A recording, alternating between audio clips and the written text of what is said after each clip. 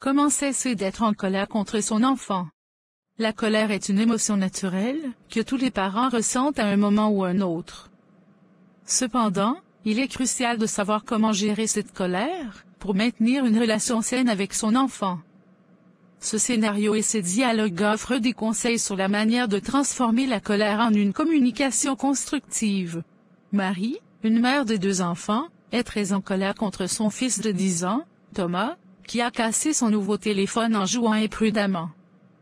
Marie décide de se calmer avant de parler à Thomas, pour éviter de dire quelque chose qu'elle regretterait plus tard. « Ok, Marie, calme-toi. Thomas n'a pas fait exprès de casser le téléphone.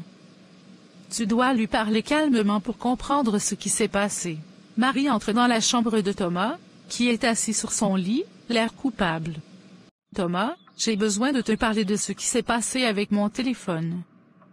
Peux-tu m'expliquer ce qui s'est passé exactement? » Je suis vraiment désolée, maman.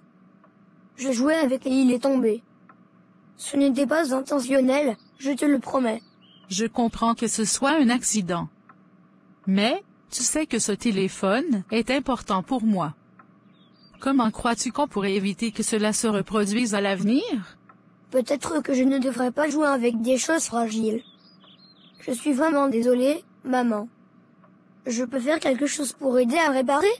Merci de ta compréhension, Thomas. Ce qui est important, c'est que tu as appris de cette expérience.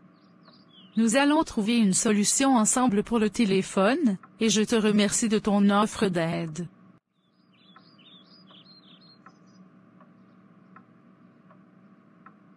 Marie a réussi à transformer sa colère en une opportunité d'enseigner à Thomas la responsabilité et la prudence.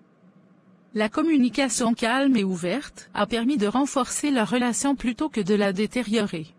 Élever un enfant, c'est avant tout l'élever avec amour et compréhension, même dans les moments de frustration. Anonyme.